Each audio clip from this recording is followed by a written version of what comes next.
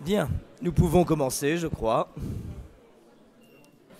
Je vous proposais donc de commencer par un lieu commun, en vous rappelant en même temps qu'en philosophie, il est toujours de bon ton de commencer par le plus simple, parce qu'il semble aller de soi, quitte à interroger à partir de là ce qui pourrait ressembler à des lieux communs, à des clichés et à des idées reçues. Et il se trouve que ça tombe bien avec le thème de l'autorité, parce que les idées reçues sur l'autorité, ça ne manque pas. Et je crois que le lieu commun le plus classique en la matière, c'est celui qui consiste à affirmer, comme si cela ne faisait aucun doute, que nous traversons aujourd'hui, à notre époque, une crise de l'autorité, qui serait même pour certains une crise majeure, et pour les plus alarmistes, une crise sans précédent, et que cette crise de l'autorité, elle se manifesterait en particulier à travers quelques victimes qui en subiraient les dommages collatéraux, les politiques, les prêtres, les enseignants, pourquoi pas. Je crois que s'il est vrai, sans doute, que nous traversons aujourd'hui quelque chose comme une crise de l'autorité, cette crise ne date pas d'hier, et je voudrais vous rappeler un propos de Nietzsche, qui dans le Crépuscule des idoles écrivait déjà il y a un siècle et demi: on se croit en danger d'esclavage dès que le mot autorité se fait seulement entendre. Ce n'est pas un propos tenu par quelqu'un qui s'adressait à nous il y a une dizaine d'années ou la semaine dernière, absolument pas, hein. Ça veut dire qu'on est dans la deuxième moitié du XIXe siècle et que Nietzsche, quand même fin observateur des mœurs de son temps, remarque qu'il y a déjà un problème avec le mot lui-même qui est devenu insupportable aux oreilles de ses contemporains. Cette crise de l'autorité, dont je ne nie pas le caractère contemporain, mais dont je tiens à montrer du coup qu'elle ne date pas d'hier, elle se manifeste souvent d'une double façon. Elle se manifeste d'abord, je crois, par une sorte de mise à mal des hiérarchies. La hiérarchie, au sens étymologique, c'est quelque chose de sacré. Hieros, en grec, c'est le sacré. Une hiérarchie, hieros, arché, c'est le pouvoir en ce qu'il a de sacré. Or, s'il y a une chose qui semble relativement claire, c'est que la revendication d'autonomie, qui est une composante de la pensée occidentale depuis au moins le XVIIIe siècle, a produit manifestement une mise à mal des hiérarchies qui, aujourd'hui, n'ont plus grand-chose de hieros, qui n'ont plus grand-chose de sacré. Et elle nous semble si peu sacrée, si peu légitimable dans un ordre qui serait celui de la sacralité, qu'elle semble bien souvent, au contraire, à la fois oppressive et arbitraire. Là où il y aurait des hiérarchies, nombreux sont ceux qui, sans doute, aujourd'hui, ne voient qu'oppression, exercice arbitraire du pouvoir. La deuxième manifestation de cette crise de l'autorité tiendrait peut-être dans la manière dont nous pensons aujourd'hui l'égalité, ou dont bien souvent, en tout cas, nous pensons aujourd'hui l'égalité, comme si la seule égalité qui vaille était une égalité purement horizontale, sans la moindre dissymétrie. Cette idée, fausse, sans doute, j'aurai l'occasion d'y revenir, que là où il y a des hiérarchies, là où il y a des subordonnés, c'est l'égalité elle-même qui serait mise à mal. Or, il y a là sans doute une mauvaise conception de l'égalité, une fausse représentation de l'égalité, mais qui, sans doute, explique en partie le discrédit qui affecte aujourd'hui la question de l'autorité. En même temps, ce qu'il y a de bien dans une crise, c'est que ça permet parfois de voir un peu mieux ce qu'on voyait très mal auparavant. Tant que l'autorité fonctionne dans les sociétés traditionnelles, on n'a pas à se demander ce que c'est que l'autorité. On n'a pas à se demander ce que c'est que le pouvoir. On n'a pas à se demander ce que c'est que le sacré. On n'a pas à se demander ce que c'est qu'une hiérarchie. Quand il n'y a pas de problème, ça va de soi. L'avantage d'une crise, c'est que ça nous oblige à penser ce que d'ordinaire nous ne pensons pas. Et ça nous oblige à nous demander, mais qu'est-ce qu'il en est de cette autorité qui nous semble parfois aujourd'hui, à tort ou à raison, dans une situation critique. Et cette crise de l'autorité, elle manifeste déjà quelque chose qui me semble assez clair, c'est qu'elle nous fait découvrir que le pouvoir ne suffit pas à ordonner la société. Parce que le pouvoir, ça existe toujours, ça a toujours existé. S'il y a aujourd'hui crise de l'autorité, ce n'est pas parce qu'il y aurait défaut de pouvoir. Mais cette crise de l'autorité, elle se manifeste justement quand ceux qui sont censés avoir le pouvoir ne sont plus en mesure de l'exercer de manière efficace, ou quand leur légitimité dans l'exercice de leur pouvoir se trouve contestée. Mais si la crise de l'autorité se manifeste lorsqu'est remise en question, remise en cause la légitimité du pouvoir, pouvoir de l'enseignant, pouvoir du prêtre, pouvoir politique, eh bien, ça nous fait découvrir ceci, que le pouvoir ne suffit pas à ordonner. Et je vous demande d'entendre ce terme. N'hésitez pas à avancer, il y a plein de places devant, ne restez pas debout au fond. Hein.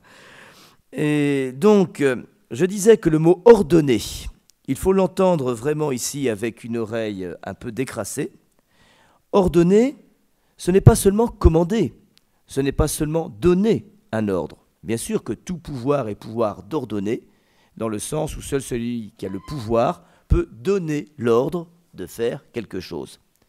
Mais ordonner, dans un sens beaucoup plus courant, beaucoup plus modeste, c'est mettre en ordre, c'est mettre de l'ordre. Et cette crise de l'autorité, qui manifeste précisément une certaine impuissance du pouvoir, nous montre donc que quand le pouvoir est nu, quand le pouvoir est brut, quand il est abandonné à lui-même, quand il n'est rien d'autre que le pouvoir, il échoue aussi bien à mettre de l'ordre qu'à donner des ordres. Bref, ça nous fait déjà découvrir que le pouvoir ne suffit pas à l'autorité, qu'il ne suffit pas d'avoir du pouvoir pour avoir de l'autorité. Mais alors il y a une conséquence que vous pouvez dégager immédiatement, c'est que l'autorité, bien sûr, est autre chose que le pouvoir. Et non seulement l'autorité est autre chose que le pouvoir, mais il semble bien qu'elle puisse même parfois se passer de lui. Et qu'on puisse parler avec autorité alors même qu'on n'a quasiment aucun pouvoir. Vous connaissez peut-être une parole qui revient souvent dans les évangiles.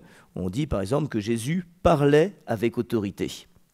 Alors, je ne sais pas, et ce ne sera pas mon propos ici de dire quelle est cette autorité particulière qu'on lui attribue, mais elle n'est pas l'autorité de quelqu'un qui serait d'abord doté d'un pouvoir. Si je poursuis ma réflexion, je voudrais aussi vous mettre en garde contre un risque de malentendu, c'est que le substantif « autorité », à ce substantif est censé correspondre un adjectif, l'adjectif « autoritaire ».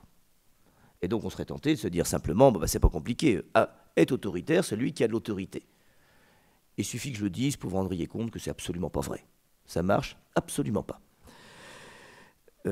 Être autoritaire, précisément, ce n'est pas la même chose qu'avoir de l'autorité.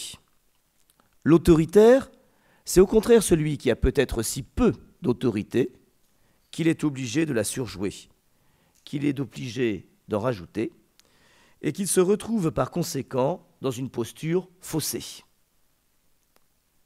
L'autorité véritable pourrait bien être ce qui me dispenserait d'avoir à être autoritaire. Ça veut dire aussi que l'autorité véritable n'est pas à chercher du côté des autoritaires.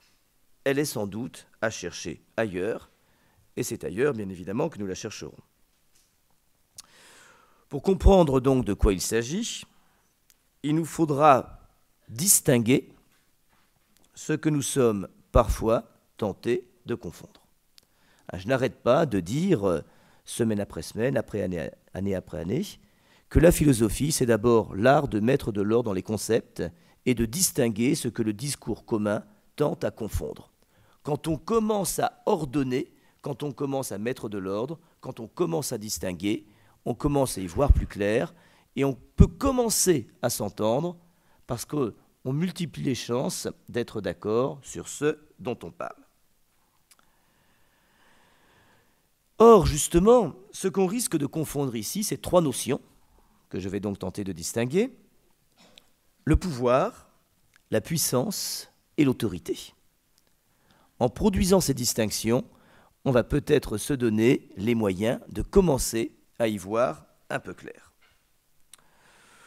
Bon, je ne vais pas passer des heures à travailler chacun de ces concepts, ce qui me ralentirait considérablement, mais on peut en tout cas donner quelques indications rapides et suffisantes. Le pouvoir, j'en reprends la définition de quelqu'un qui s'appelle Julien Freud, qui est un philosophe, un sociologue, comme les bons sociologues, quelqu'un qui a commencé par la philosophie, et qui a enseigné ici, d'ailleurs, à Strasbourg. Il a fondé l'Institut de polémologie, je ne sais pas s'il y en a qui connaissent ça. Et Julien Freud disait que le pouvoir, c'est le commandement structuré socialement et partagé en fonction hiérarchique. Donc ce qui est important ici, c'est les termes commandement et hiérarchie. Celui qui a le pouvoir de commander au nom du caractère reconnu comme légitime du pouvoir qui est le sien et qu'il est donc habilité à exercer. Pas de pouvoir sans hiérarchie, pas de pouvoir qui ne soit en même temps pouvoir de commander. La puissance est autre chose. La puissance, elle est capacité à faire ou à faire faire. Si je sais faire quelque chose, j'en ai le pouvoir, j'en ai la puissance, excusez-moi. Mais en même temps, si je peux le faire faire, c'est que j'ai bien une puissance qui m'est reconnue, aussi mystérieuse soit-elle, qui me permet de produire un effet. La puissance se mesure donc aux effets concrets qu'elle produit. Le pouvoir est du côté du droit, de la reconnaissance d'un droit à commander. La puissance est du côté du fait et de l'effectivité. Le pouvoir réel est bien évidemment un pouvoir puissant. Un pouvoir réduit à l'impuissance ne serait bien évidemment que nominal et formel. Celui qui a la puissance peut l'avoir pour différentes raisons. Il peut avoir la puissance, par exemple, parce qu'il dispose du savoir-faire. Si je sais faire, ça me donne une certaine puissance. Il peut avoir la puissance parce qu'il dispose du pouvoir coercitif. La puissance parentale, ici, qui ne sera peut-être pas tout à fait la même chose que l'autorité parentale, peut s'accommoder d'une part de coercition. L'enfant est contraint d'obéir à ses parents. La puissance qui peut passer par le savoir-faire, c'est-à-dire la compétence, qui peut s'exercer à travers la coercition, peut s'exercer aussi par la persuasion. La puissance peut être douce et souple. Elle peut être la capacité à faire à quelqu'un ce dont on est parvenu à le persuader qu'effectivement c'est bon pour lui. La puissance peut donc être de l'ordre de la compétence. La puissance peut être coercitive. La puissance peut être persuasive. L'autorité, d'emblée, c'est ce qui exclut aussi bien la contrainte que la persuasion. Si j'ai recours à la contrainte, ou si je suis obligé d'avoir recours à la contrainte, c'est que je manque d'autorité. Et de la même manière, l'autorité n'a pas à jouer le jeu des discussions interminables au cours desquelles j'essaierai de persuader quelqu'un de ce qui est bon pour lui. Le mystère et la magie de l'autorité, c'est qu'elle n'a pas besoin de l'arsenal de la puissance pour produire des effets. Bien sûr, l'autorité, comme le pouvoir, a à voir avec le droit. Celui à qui je reconnais une autorité, c'est celui à qui je reconnais le droit de dire ce qu'il dit ou de faire ce qu'il fait. Bref, il n'y a d'autorité véritable que là où est reconnu à celui qu'on reconnaît comme doué d'autorité, qu'il agit avec autorité, c'est-à-dire qu'il a le droit de parler et d'agir comme il le fait. L'autorité ne tient que par le droit reconnu à celui dont on reconnaît l'autorité.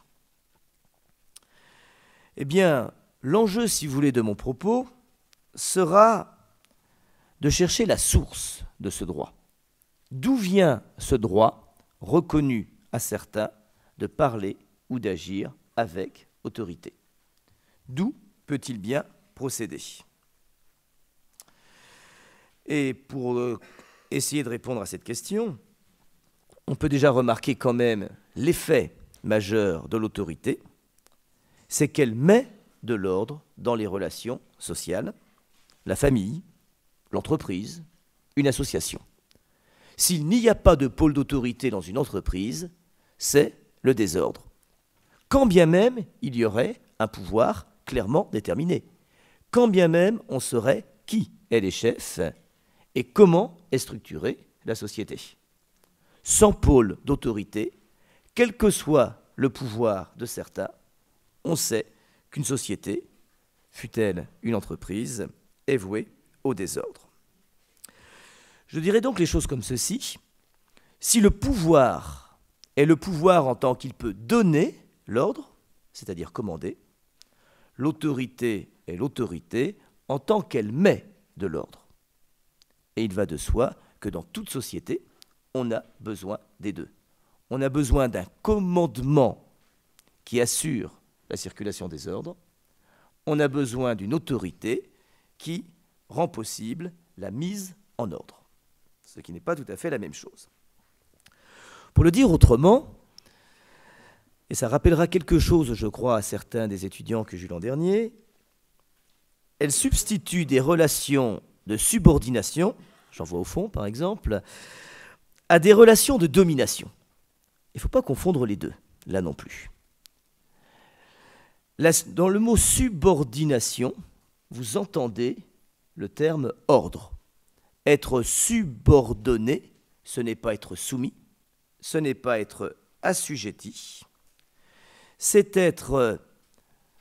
recevoir sa place d'un ordre qui me surplombe et à partir duquel je reconnais mon rôle et ma fonction. Être subordonné, c'est être placé sous un ordre à partir duquel je reçois la place et la fonction qui est la mienne. Être dominé, bien évidemment, c'est subir l'emprise de plus fort ou de plus puissant que soi. Bien sûr que les relations sociales sont parfois de simples relations de domination, mais ça veut dire que ça marche mal. Quand une société est fonctionnelle, quand elle assure la circulation de l'ordre, c'est qu'elle a su substituer des relations de subordination à des relations de domination. Eh bien, cette distinction, là encore, entre subordination et domination, elle va me servir un petit peu d'arrière-plan pour chercher la source et les conditions des effets, à partir desquels on pourra penser les effets d'une autorité authentique. Bref, je vais essayer de le dire plus clairement. L'autorité implique bien quelque chose qui est de l'ordre de l'obéissance, mais d'une obéissance qui est obéissance en tant qu'elle est autre chose que la soumission, autre chose que la servitude. Et donc, pour que mon obéissance puisse être vraiment obéissance et non pas soumission, qu'est-ce que doit être l'autorité? Ou ce qui revient au même, qu'est-ce que peut être le pouvoir quand il accepte de ne pas être réduit au jeu barbare d'une simple domination coercitive? Vous comprenez bien que l'enjeu de mon topo ce soir, eh bien, c'est de repenser les liens de subordination qui n'ont pas grand-chose à voir avec la distinction facile et faussée entre inférieur et supérieur. Je crois déjà que quand on aura banni de notre discours des termes qui, de fait, sont infamants et qui ne disent pas la réalité des rapports d'autorité, nous aurons peut-être contribué à pouvoir mettre de l'ordre dans les relations sociales quand, en tout cas, nous sommes vis-à-vis d'elle investis d'une certaine responsabilité. Penser l'autorité comme ce qui structure des rapports de subordination sera peut-être nous dispenser d'un pouvoir qui ne serait rien d'autre que la constitution de rapports de domination supérieur-inférieur. Alors justement, commençons peut-être par voir comment ça fonctionne, le pouvoir. Comment ça marche et sur quoi ça bute. Bon, autant anticiper un petit peu. Quand on comprend comment marche le pouvoir, on est amené à comprendre ce qui fait sa faiblesse et ce qui fait le caractère nécessaire et indispensable de l'autorité. Alors là aussi, sur la question du pouvoir, on aurait pu consacrer une conférence entière au pouvoir. Bon, pas possible, bien évidemment, enfin pas ce soir en tout cas. Et donc je vais me contenter d'une approche qui me joue avec trois personnages pour qui j'ai une grande affection et qui me semblent de fins observateurs de la vie sociale et des stratégies de pouvoir. L'un est Saint-Augustin, il a vécu il y a très très longtemps bien sûr. L'autre est Pascal, un peu plus proche, et le troisième, encore plus proche, est Pierre Bourdieu. Pierre Bourdieu, qui a écrit d'ailleurs des méditations pascaliennes, et Pascal, qui est un augustinien. Donc au fond, il y a bien une filiation assez naturelle qui va d'Augustin à Pascal et à Bourdieu, et je pense qu'aucun des trois, à part Augustin qui était le premier, ne l'aurait véritablement récusé. Ils ont ceci de commun, avec quoi d'ailleurs je ne suis peut-être pas tout à fait d'accord, mais on va commencer par là, qu'ils considèrent que les relations sociales sont toujours, fondamentalement, constitutivement, des relations de domination. Qu'est-ce que c'est que la vie sociale, pour n'importe lequel d'entre eux? C'est le jeu qui correspond au fait que chacun veut dominer chacun. Et ce jeu, eh bien, structure ou déstructure, comme on voudra, aussi bien les familles que les associations, que la politique, que le monde de l'entreprise. Bien sûr, une fois qu'on a dit qu'il y a société là où chacun aspire à dominer chacun, on bute sur le fait que tous ne sont pas aussi forts et que, bien évidemment, il faut bien que certains consentent à être dominés, mais que, justement, si nous consentons à être dominés, ce n'est jamais de gaieté de cœur parce que nous avons reconnu notre faiblesse ou notre position basse, c'est, nous dirons n'importe lequel de ces trois-là, pour s'assurer par là même une marge de domination possible. Alors, je vais prendre un exemple tout bête. Si je consens à ne pas être le meilleur de ma classe et à reconnaître ceux qui sont plus forts que moi, comme plus forts que moi, aussi nombreux soient-ils, il faut bien que ça se prête du prix d'une compensation symbolique. Qu'on me reconnaisse au moins alors comme le plus drôle, comme le bout en train de service, ou comme le plus sympa, ou comme le plus sportif, ou à la limite comme le plus agressif, peu importe. Mais il faut que quelque part une plus-value symbolique me soit reconnue et accordée. Je ne peux tenir ma place dans l'ordre social qu'à condition que ma libido dominandi, pour parler comme Augustin, ma pulsion de domination, trouve des possibilités de satisfaction. Donc Augustin, je viens de vous le dire, rattache cela à ce qu'il appelle la libido dominandi, le désir de dominer, la pulsion de domination. Et cette libido dominandi, d'ailleurs, pour dire les choses rapidement, il la rattache à l'amour-propre, au fait que, corrompu par ce qu'il appelle le péché originel, eh bien, je me préfère moi-même à tout autre. Et me préférant moi-même à tout autre, je trouve parfaitement juste, bien évidemment, d'être en situation de pouvoir dominer tout autre possible. Pascal reprend ce jeu de la libido dominandi, il le reprend à Saint-Augustin, et il en fait le principe même de la politique et des stratégies de pouvoir. Au fond, qu'est-ce que c'est que la politique pour Pascal? Heureusement, l'actualité récente nous ferait comprendre que ce n'est pas du tout vrai, hein. Mais c'est ce jeu par lequel, bien évidemment, chacun veut d'abord le pouvoir parce qu'il est convaincu d'être le seul légitime pour l'exercer et qu'il a un droit absolu de domination sur autrui. Et pour Pascal, c'est le nerf de la guerre, c'est le nerf de la politique. Le problème, et c'est là que Pascal devient un très fin penseur politique, c'est que si ça se savait, puis hélas parfois ça se sait, on ne jouerait pas le jeu. Et on n'accepterait pas d'être gouverné par ceux-là même qui voudraient nous imposer leur libido dominandi. Et donc, dit Pascal, la ruse du pouvoir politique, c'est de réussir à camoufler la vérité du jeu politique. C'est-à-dire de réussir à cacher suffisamment le pouvoir, l'instinct de domination, la libido dominandi, pour qu'elle puisse passer, par exemple, pour un service du bien commun, un service public.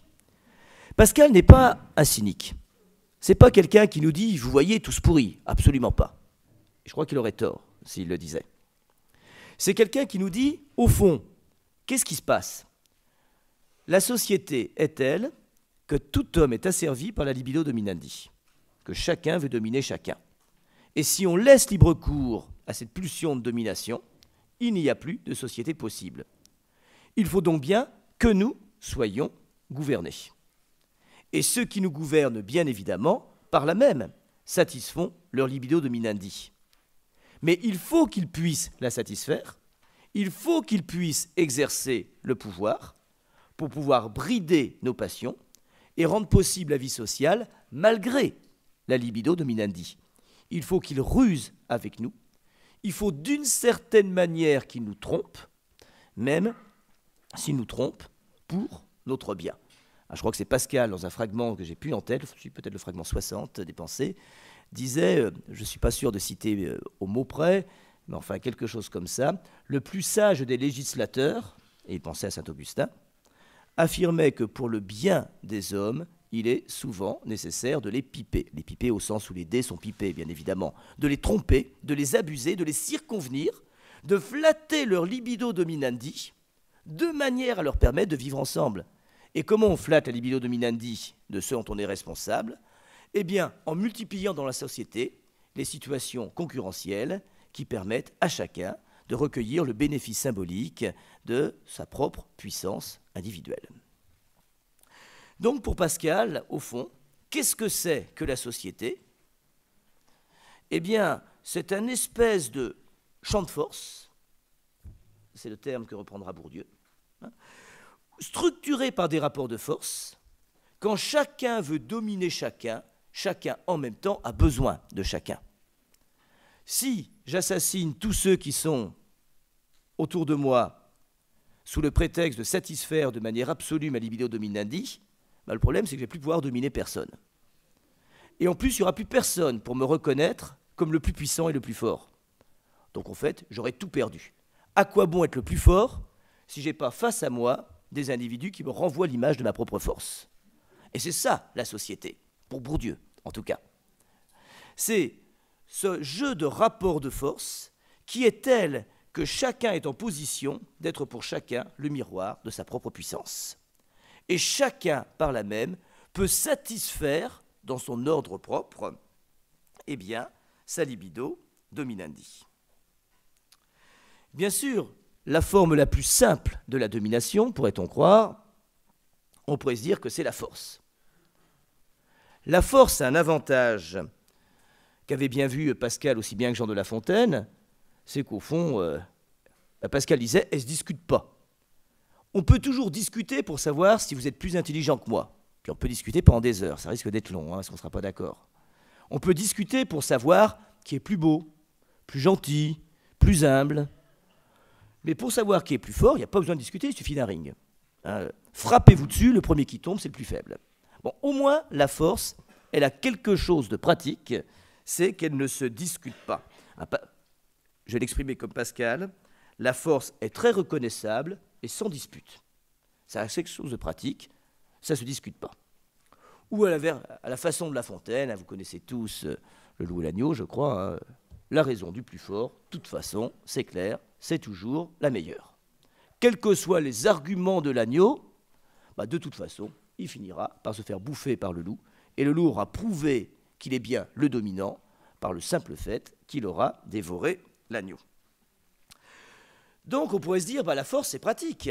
Pourquoi, après tout, est-ce que l'ordre social ne serait pas assuré par la force, puisqu'au moins elle est indiscutable?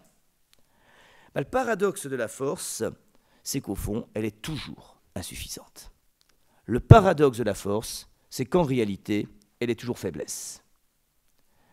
Là encore, pour citer Rousseau, cette fois dans le contrat social, le plus fort n'est jamais assez fort pour rester le maître. Et pour une raison toute simple. D'abord, le plus fort, il va vieillir, il va devenir plus faible, et le pouvoir qui se sera acquis, bien évidemment, sera très vite menacé par plus fort que lui. Puis il y a une autre raison, même s'il reste fort assez longtemps, il suffit que 2 ou 3 se liguent contre lui, et il y aura bien un moment où sa force viendra buter sur une force plus grande de ceux qui se seront ligués contre lui. Le paradoxe de la force, c'est qu'alors même qu'elle est sans dispute, incontestable, eh bien elle est dotée d'une faiblesse qui la rend insuffisante pour s'assurer l'acquisition et la conservation du pouvoir. Ce que savent tous les politiques, à part peut-être les tyrans, et encore ils font semblant de ne pas savoir, c'est qu'au fond, la force ne suffit jamais, ni pour conquérir le pouvoir, ni pour le conserver. Il faut autre chose. Il faut au plus fort quelque chose qui ne relève pas simplement de sa force, ou pour le dire autrement, le plus fort va devoir ruser. Il va devoir être malin. Il va devoir, nous dit Rousseau, transformer sa force en droit et l'obéissance en devoir. Alors les étudiants de philo connaissent sans doute cet extrait du contrat social, livre 1, chapitre 3. Il doit transformer sa force en droit et l'obéissance en devoir. Ça veut dire quoi? Eh bien, il faut non seulement qu'il nous convainque qu'il est le plus fort, parce que ça c'est facile, il suffit qu'il nous tape dessus, mais il faut qu'il arrive à nous persuader que sa force même lui donne le droit de l'exercer, qu'il a donc le droit, en tant qu'il est le plus fort, de nous gouverner. Au passage, c'est la stratégie du loup, dans Le Loup et l'Agneau. Le loup, il met un temps fou à dévorer l'agneau. Il discute pendant 107 ans avec lui. Il écoute les arguments de l'agneau. Pourquoi? Mais parce que le loup, ce qui l'intéresse, c'est pas seulement de dévorer l'agneau. Il n'est pas seulement tenaillé par la faim. La libido dominandi, c'est plus puissant que la libido abendi. Bon. Le loup, ce qu'il aimerait arracher à l'agneau, c'est la reconnaissance de son droit à le dévorer. C'est un pervers, le loup. Et puis l'agneau, il joue pas le jeu. Il discute, il pinaille, il n'est pas d'accord. Résultat, il se fait bouffer. Et il se fait bouffer sans avoir reconnu le droit du loup à le dévorer. Pour l'agneau, ça ne change rien. Mais pour le loup, c'est un échec. Il y a quelque chose qui a raté. Il y a quelque chose que le loup n'a pas obtenu dans la fable. Il n'a pas réussi à transformer sa force en droit. Et la stratégie du pouvoir, c'est toujours de transformer la force en droit et l'obéissance en devoir. Le pouvoir ne se satisfait jamais de l'obéissance. Il faut que cette obéissance soit considérée comme due. Le pouvoir ne consiste pas simplement à dire « obéissez-moi », mais vous devez m'obéir. Et dire « vous devez m'obéir », c'est dire « vous devez non seulement subir le pouvoir qui est le mien, mais vous devez en reconnaître la légitimité. » Bref, la force est si fragile que pour se transformer en pouvoir, elle requiert d'être justifiée. Elle demande à être légitimée. Mais là encore, on bute sur une vraie difficulté. Comment pourrait-on légitimer la force que nous reconnaîtrions comme une force supérieure et que nous transformerions en pouvoir en la légitimant? On dit, c'est pas possible. Enfin, si la libido dominandi est le lot de tous, quelque chose devrait résister. On ne devrait pas jouer le jeu. Et on le joue tous. On accepte tous l'idée qu'au fond, le plus fort, à condition que ça ne joue pas à 53 voix près, eh bien, c'est celui qui, légitimement, est là pour dominer, pour gouverner, pour exercer son pouvoir. Mais qu'est-ce qu'il faut pour ça? Quelque chose de tout simple qu'avait bien remarqué Pascal, il faut qu'on y croie. Il faut que celui qui exerce le pouvoir produise en même temps des effets de croyance. C'est-à-dire qu'il faut que celui qui veut dominer parvienne à nous faire croire que son pouvoir est légitime. Ça ne veut pas dire, bien évidemment, qu'il s'agit simplement pour lui de nous duper, de nous tromper. Faire croire à quelqu'un, ce n'est pas forcément lui vouloir du mal. Si je fais croire à un ami malade ou gravement malade qu'il a toutes les chances de guérir s'il se soigne, même si j'y crois pas vraiment moi-même, j'augmente pour lui les chances de guérison.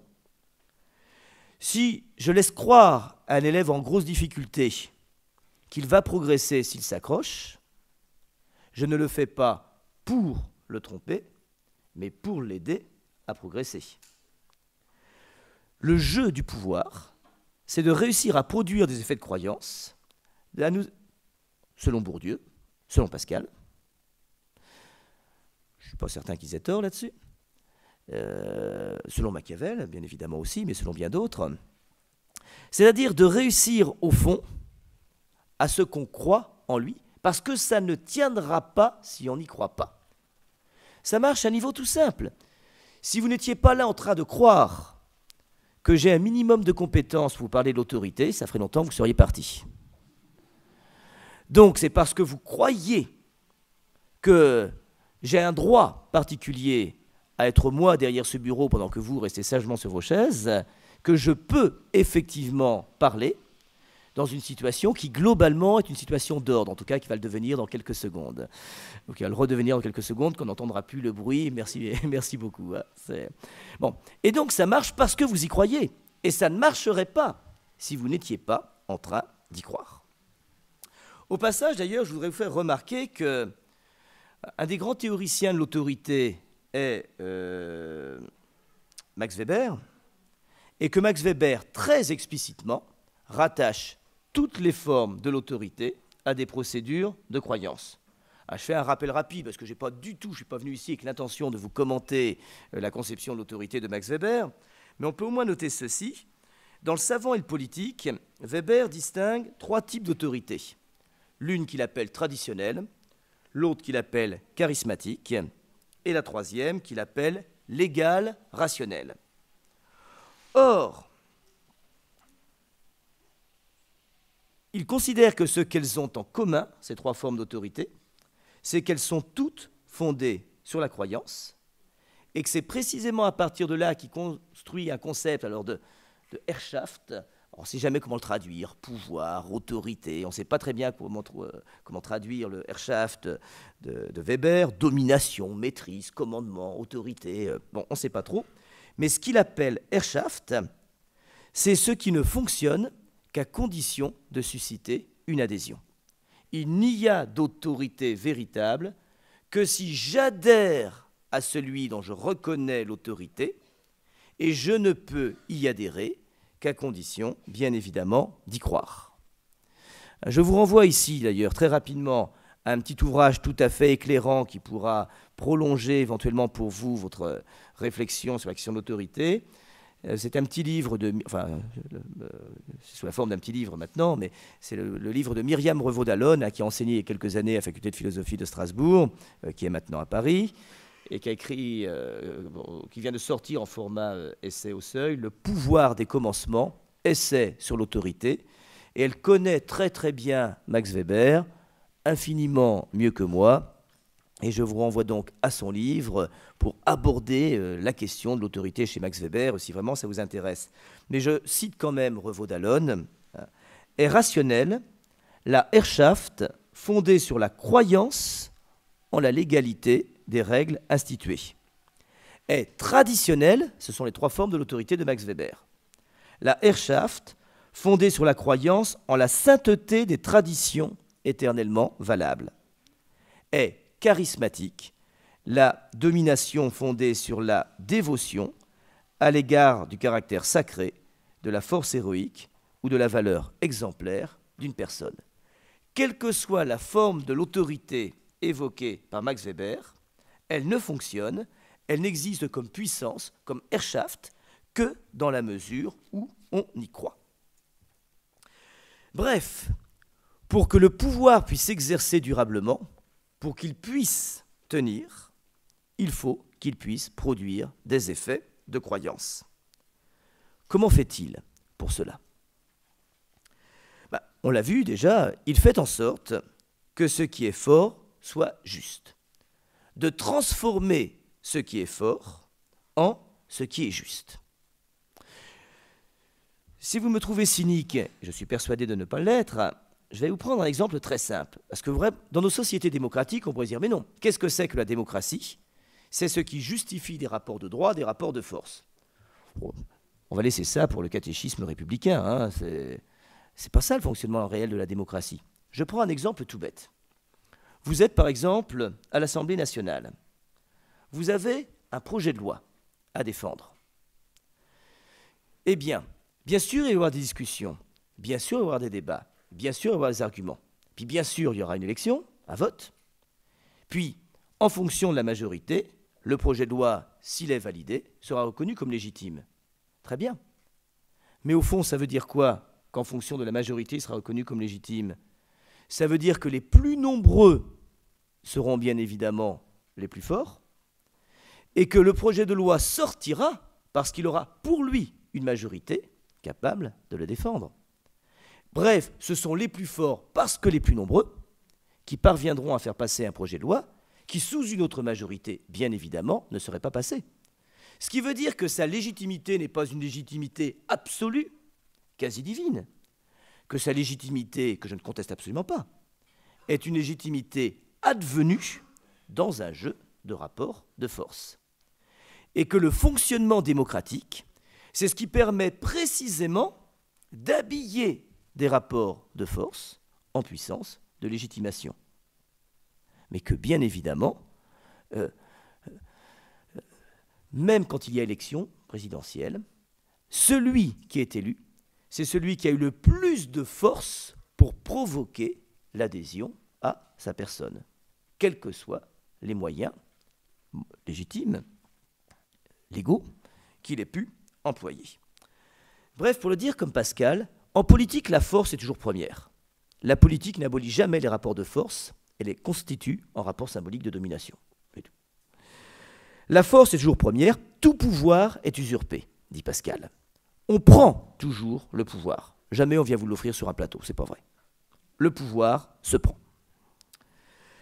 Mais justement parce que le pouvoir se prend, et parce que sa légitimation n'est jamais absolue, il lui faut produire les effets de croyance qui lui permettent de durer et qui lui permettent d'apparaître comme légitime. Et vous le savez, même sur la scène internationale, même quand un pouvoir est pris par un coup d'État, la communauté internationale, généralement, qu'est-ce qui va se passer? Elle va s'émouvoir pendant quelques semaines. Puis si ça tient, si les relations sociales et politiques sont stabilisées, en gros, on va se calmer, on laissera passer quelques mois, et celui qui était quelques mois plus tôt regardé comme un odieux tyran qui vient de faire un coup d'État inacceptable, eh bien, tout simplement sera regardé comme le chef légitime de l'État dans lequel il aura pris le pouvoir. Bref, au fond, pour que le pouvoir tienne, vous allez me dire, mais et l'autorité, ça vient? Oui, ça va venir, vous inquiétez pas.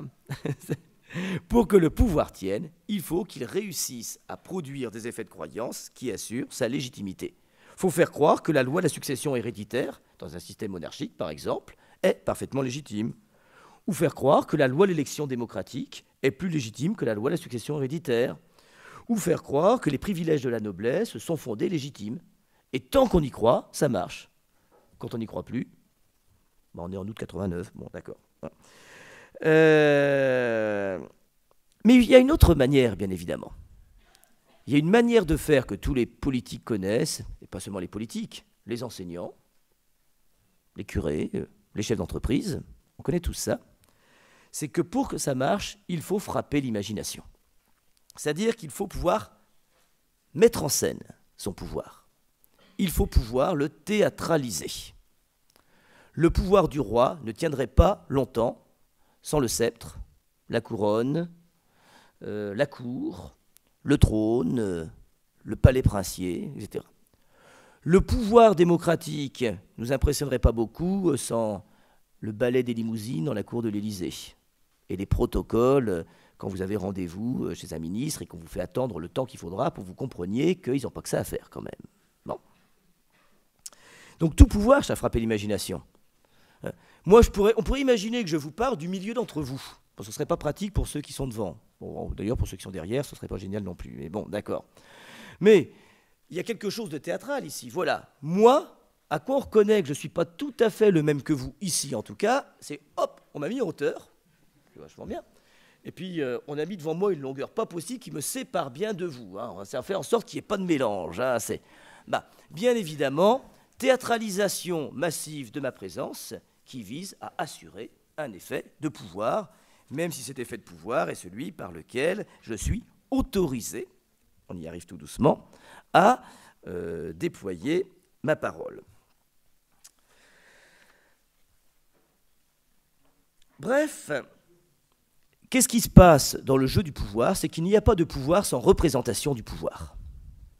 Que ce soit le bureau, que ce soit le sceptre, que ce soit le bureau du chef d'entreprise, que ce soit la blouse du professeur, bon, ça fait longtemps qu'ils n'en mettent plus, mais il n'y a pas de pouvoir sans signe qui représente le pouvoir. Ou pour le dire encore plus massivement, si vous voulez, la représentation du pouvoir à travers ces signes est ce qui assure le pouvoir de la représentation. Il n'y a de pouvoir que mise en signe à travers des signes qui vont frapper l'imagination et qui supposent bien évidemment une mise en scène théâtrale de ces signes. Mais cette représentation du pouvoir à travers ces signes est toujours ce qui assure le pouvoir de la représentation. Nos représentations sont puissantes.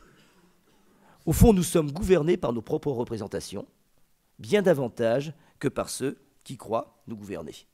La preuve, ils ne peuvent nous gouverner que tant que la représentation que l'on s'en fait d'eux coïncide avec la représentation qu'ils espèrent qu'on a d'eux.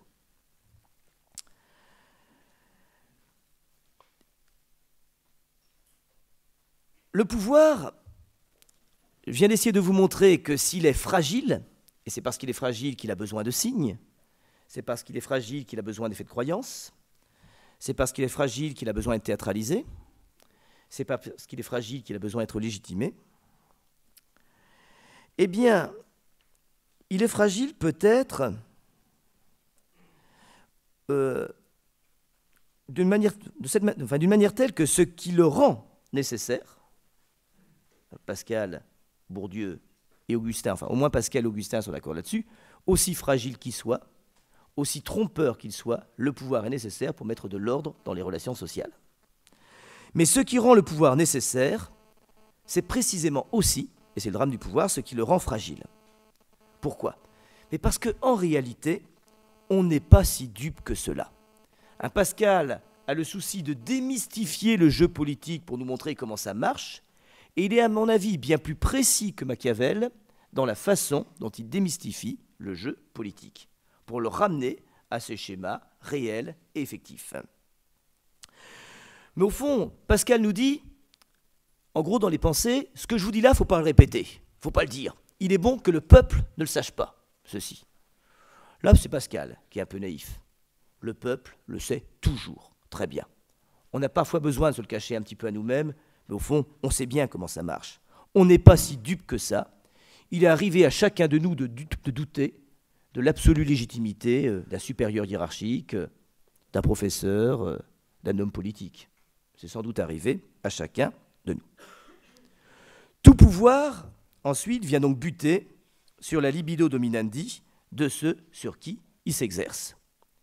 Le problème, c'est que le pouvoir ne peut jamais tenir par sa propre force, justement parce que face à lui, il y a d'autres volontés de pouvoir.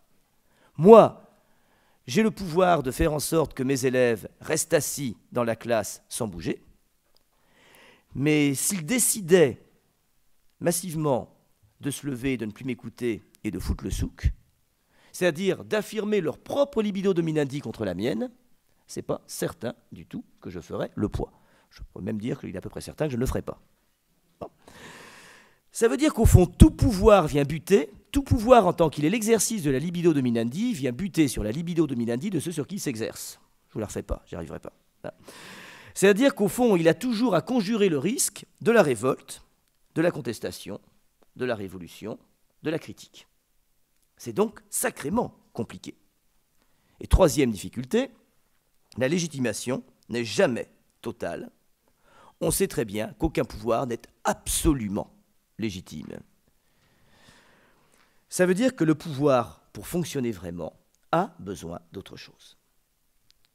Et ce quelque chose dont il a besoin, vous l'avez compris, c'est bien évidemment l'autorité.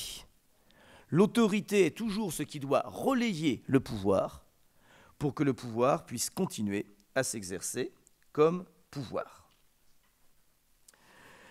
Et l'autorité est peut-être même parfois ce qui assure le pouvoir du pouvoir, ce qui l'accroît, ce qui l'augmente et lui permet de tenir. Et la puissance de l'autorité est parfois plus grande que celle du pouvoir. Je cite ici un propos de Cicéron, à propos d'un sénateur, je crois, qui s'appelait Quintus, je ne sais plus comment, peu importe, j'ai oublié son nom. Mais je cite la formule de Cicéron, c'est ça qui est intéressant. Ce qu'il ne pouvait pas réaliser par le pouvoir, il l'obtint par l'autorité. Le pouvoir, potestas, chez Cicéron, l'autorité, auctoritas. Ce que Quintus n'a pas réussi à obtenir par le pouvoir, il a réussi par l'autorité. Donc Cicéron reconnaît déjà, c'est dans le Contre-Pison, je crois, que ce qu'on ne peut pas réussir à obtenir par le pouvoir, on peut parfois réussir à l'obtenir par l'autorité. Et que la puissance de l'autorité est donc parfois plus grande que la puissance du pouvoir. Essayons de comprendre pourquoi. Comment ça se fait? Comment c'est possible qu'on puisse obtenir par l'autoritas ce qu'on ne peut pas obtenir par la potestas? Or, on peut faire un petit exercice tout simple, c'est déjà de se souvenir de ce que veut dire étymologiquement l'autorité, de renvoyer le terme autorité à sa racine, et en particulier, on va peut-être commencer par sa racine latine. On ira peut-être un tout petit peu plus loin après. Étymologiquement, l'autorité vient d'un verbe latin augere. A-U-G-E-R-E, si vous voulez absolument l'écrire. Augere, ça veut dire accroître, augmenter. Augere, augmenter, autorité, tout ça, c'est la même racine. L'autorité est donc étymologiquement, comprise, si vous voulez, à partir de la racine latine, ce qui augmente une personne, ce qui accroît son pouvoir de persuader, non pas à partir d'un pouvoir qu'il aurait reçu institutionnellement, mais à partir de qualités qui sont celles de sa personne. Par exemple, à partir de ses exploits, de ses compétences, de ses vertus, de ses succès. Ce qui me donne pouvoir, c'est toujours le fait de le recevoir d'ailleurs. Ce qui me donne autorité provient toujours de quelque chose qui est à partir de moi et qui est reconnu comme étant de moi. Pour le dire autrement, l'autorité ne s'institue pas, elle est une caractéristique personnelle, non transférable. On peut transférer un pouvoir, on peut donner à quelqu'un pouvoir de faire quelque chose. L'autorité est intransférable. Il n'y a aucun moyen pour que je puisse donner à quiconque d'entre vous quelque autorité que ce soit. On pourrait aller plus loin. Je crois que Émile Benveniste, peu importe qui c'est, c'est un grand spécialiste de l'indo-européen et il va chercher souvent les étymologies bien plus loin que dans le latin. Et Émile Benveniste, attendez que je retrouve ma note à ce sujet, sinon je ne suis pas sûr d'y arriver. Oui, voit dans le augere latin, vous comprenez ce qu'il fait. Moi, je cherche dans la racine latine de autorité, et Benveniste cherche la racine indo-européenne de augere. Bon. Et donc, il lui semble que le verbe latin augere vient d'une racine indo-européenne, aug, A-U-G, qui désigne, surprise, la force, mais attention, pas n'importe quelle force. ni une force simplement physique, et surtout pas une force humaine, une force qui est d'abord celle des dieux, une puissance particulière de faire être hors de soi quelque chose par sa puissance propre. Aug, c'est donc la puissance efficace quasi divine de faire être quelque chose qui n'aurait pas été si je n'avais pas eu la Aug, la force de le faire être. On trouve au passage quelque chose de ce sens dans le mot auteur en français, qui est exactement la même racine qu'autorité. Hein. C'est pas un rapprochement fortuit. Hein. Dans un sens métaphorique, quand on dit de quelqu'un qu'il est l'auteur de mes jours, je sais que l'expression est sans doute un peu démodée, hein, mais l'auteur de mes jours, eh bien, c'est bien celui qui a pu produire hors de soi ce qu'il avait la puissance de produire hors de soi. L'efficace d'un faire être, entièrement dû à cet auteur de mes jours. Et puis si on parle de l'auteur comme d'un écrivain, ben là, bien évidemment, c'est encore plus net. L'auteur, c'est moins celui qui est autorisé que celui qui a le pouvoir de faire exister hors de lui quelque chose qui a ensuite sa force propre de produire certains effets. Le livre que j'écris, en tant que j'en suis l'auteur, est bien ce que j'ai la force de produire hors de moi.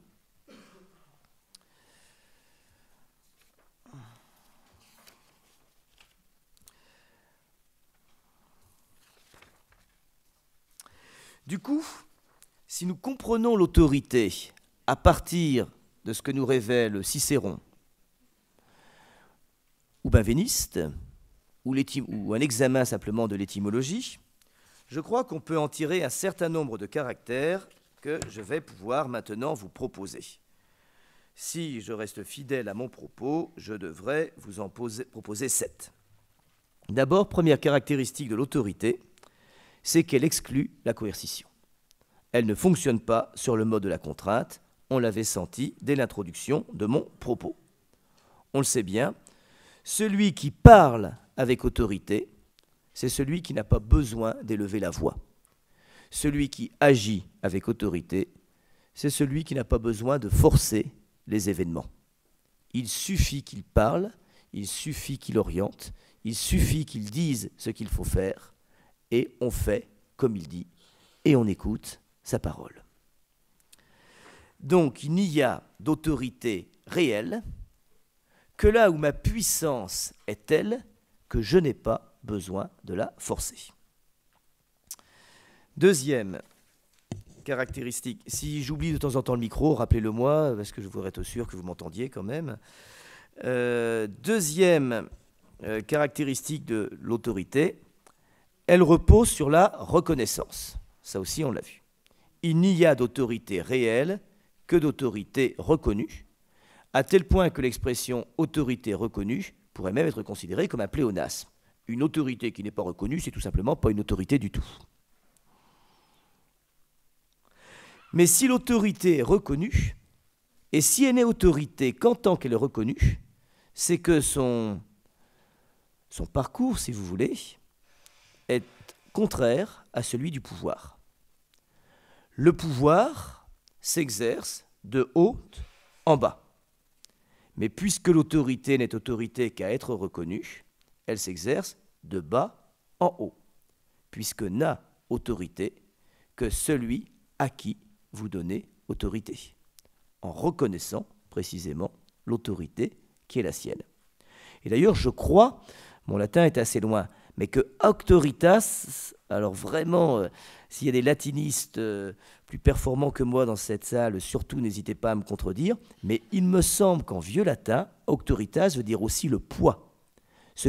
Et l'autorité serait ce qui donne du poids à une parole, à un discours, à un acte. Et ce poids, précisément, ne vient pas ici du haut. Ce qui donne du poids, c'est le fait qu'on reconnaisse précisément le poids de mes paroles ou de mes actes. Troisième caractéristique, personne ne conteste mon auctoritas égale poids? Bon, bah alors, on va admettre provisoirement que ça marche alors. Oui, je reconnais que je force un petit... Tout à fait, parce que le poids, effectivement, ce qui pèse, c'est bien évidemment à la fois ce qui va vers le bas, mais en même temps, bien évidemment, dans le cas de la mécanique simplement newtonienne, bien évidemment, ça va vers le bas. On pourrait s'en sortir en disant que dans l'univers physique, il n'y a pas de haut, de bas objectif, mais enfin bon, là, on se perdrait sans doute un petit peu. Hein. Mais effectivement, la notion de poids n'est peut-être pas si éclairante que ça pour penser l'auctoritas. Troisième remarque, ou troisième caractéristique de l'autorité, bien qu'elle ne fonctionne que sur la base d'une reconnaissance, qui nécessairement me vient d'en bas, elle n'est pas pour autant égalitaire.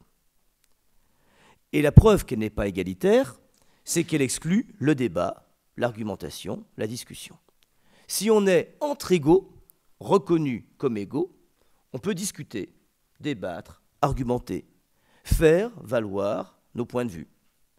Mais justement, quand quelqu'un parle avec autorité, on reconnaît la puissance et l'efficacité de sa parole. L'autorité, au fond, ne se décrète pas, certes, mais elle ne se discute pas non plus. Et donc, dans la mesure où l'autorité fonctionne hors débat, hors argumentation, hors discussion, l'ordre autoritaire est toujours un ordre hiérarchique. La hiérarchie de l'autorité n'est pas la même que la hiérarchie des pouvoirs, elle ne la double pas nécessairement, elle ne la calque pas nécessairement, puisqu'il peut y avoir pouvoir sans autorité et autorité sans pouvoir, mais l'autorité, pas moins que le pouvoir, institue des rapports hiérarchiques. Quatrième caractéristique, si l'autorité a bien quelque chose de personnel, contrairement au pouvoir, je vous l'ai dit, elle est rattachée à une personne, alors que le pouvoir est de l'ordre d'une fonction qu'on peut transférer d'une personne à une autre. Si l'autorité a quelque chose de personnel, donc, sa source semble toujours en même temps quelque chose qui transcende la personne ainsi autorisée.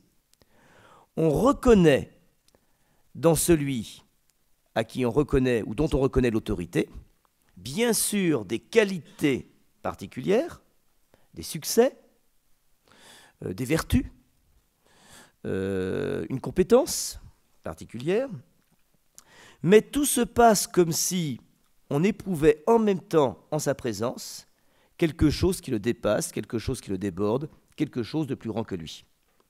Je reviens à la formule que je citais tout à l'heure, quand on dit de Jésus qu'il parlait avec autorité, au moins pour l'évangéliste qui écrit ceci, eh bien, ça veut dire que, en même temps qu'il est quelqu'un d'exceptionnel, qui n'a rien de commun avec les autres hommes et les autres prophètes, mais en même temps pour l'évangéliste, ça veut dire qu'on reconnaît par là, qu'on reconnaît en lui quelque chose ou quelqu'un de plus grand que lui.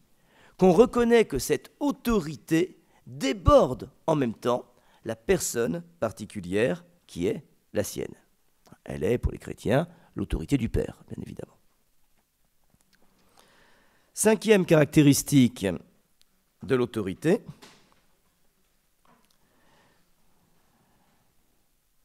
c'est que, au moins dans la sphère politique, et peut-être même seulement dans la sphère politique, on pourrait y réfléchir, la source de l'autorité est toujours la loi.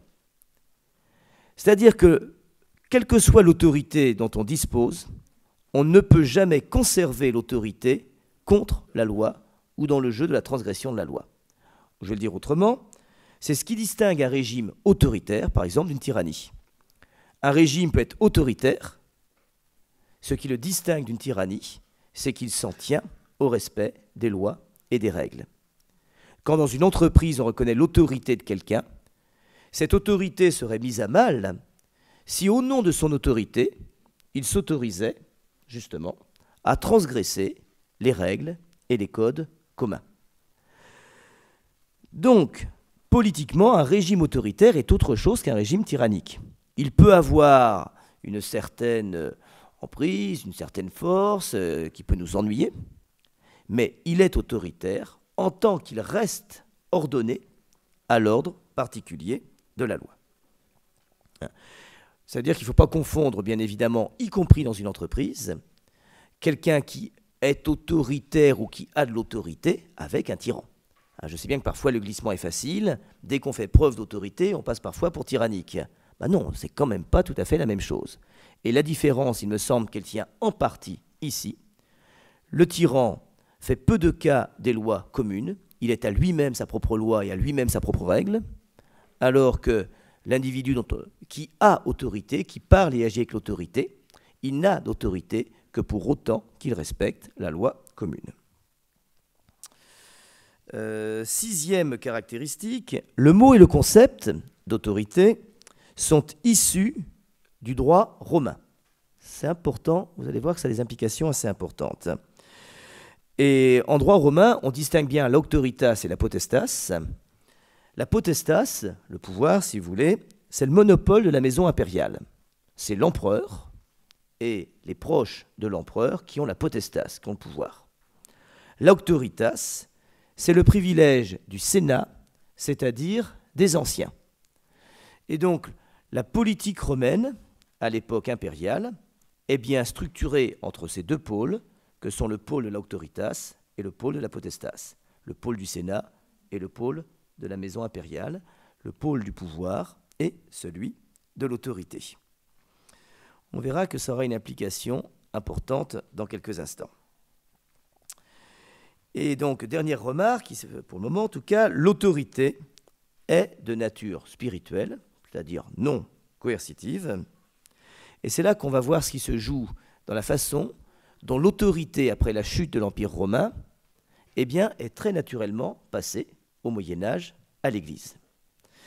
Hannah Arendt nous le dit assez clairement.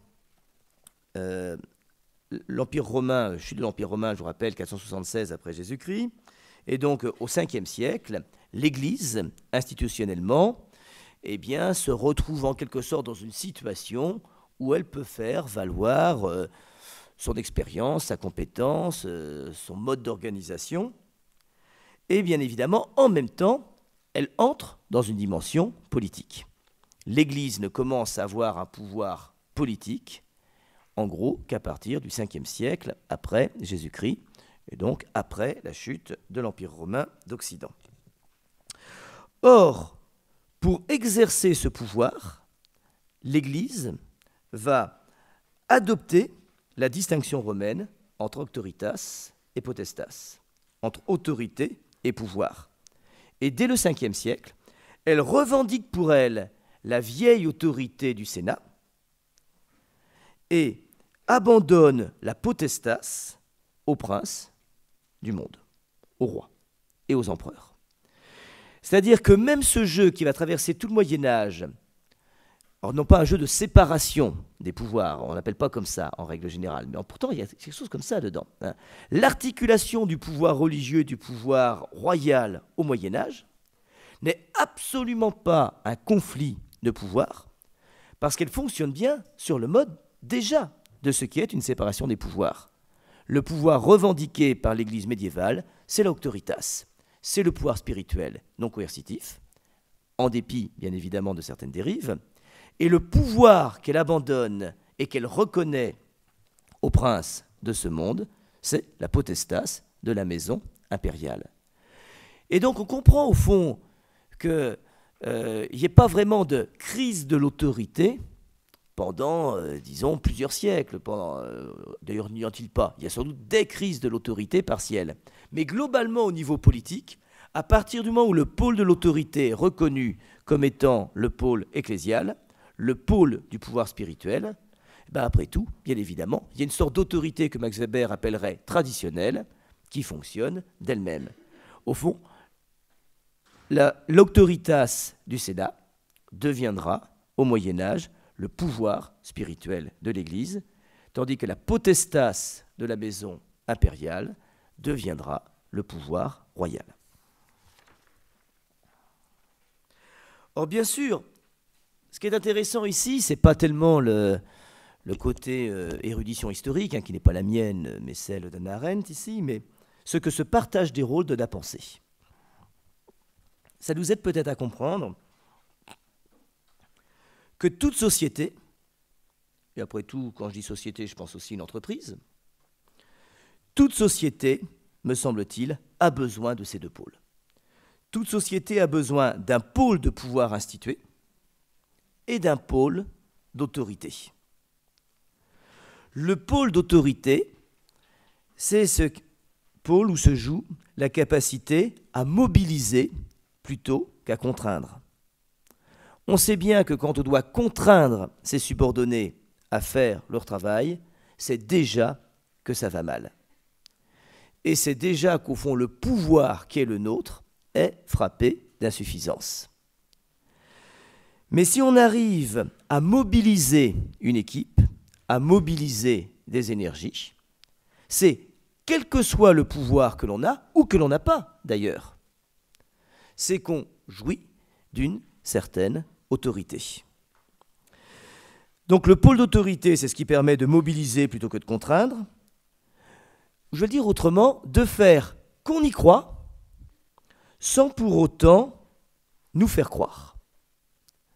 Il ne s'agit pas, pour agir avec autorité, de faire croire, de faire prendre aux autres des vessies pour des lanternes, mais de faire qu'on y croit. Pas parce qu'on est dupé, pas parce qu'on est trompé, mais parce qu'on est entraîné dans une dynamique d'autorité qui, justement, n'est pas une dynamique autoritaire. Bref, je crois que l'autorité véritable, c'est ce qui peut se dispenser des effets de théâtralisation, dont je faisais tout à l'heure le jeu du pouvoir.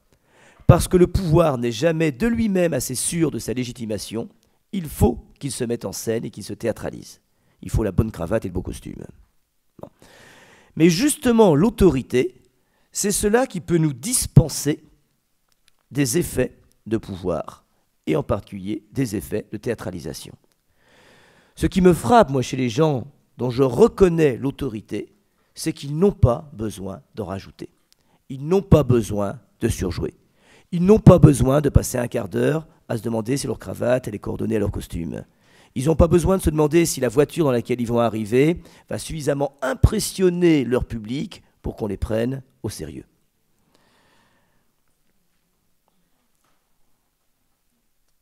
Ça me rappelle d'ailleurs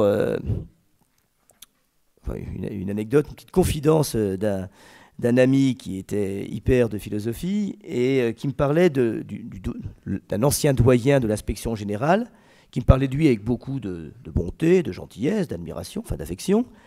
Et puis il a eu cette formule tout à fait étonnante, enfin que j'ai trouvée tout à fait étonnante. Il me dit ce qu'il y a de bien avec lui, c'est qu'il ne joue pas au doyen. Et je crois que c'est ça, au fond, l'autorité.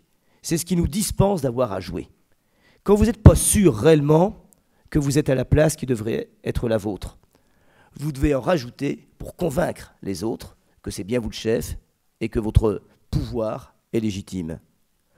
Mais après tout, quand vous êtes à l'aise avec vos propres compétences, avec votre pouvoir, avec votre fonction, précisément, vous n'avez pas besoin de la surjouer. Et il se pourrait bien que l'autorité, ce soit ça, ce qui nous dispense d'avoir à surjouer socialement le rôle qui est le nôtre et auquel on consent. Alors, je voudrais terminer en quelques minutes,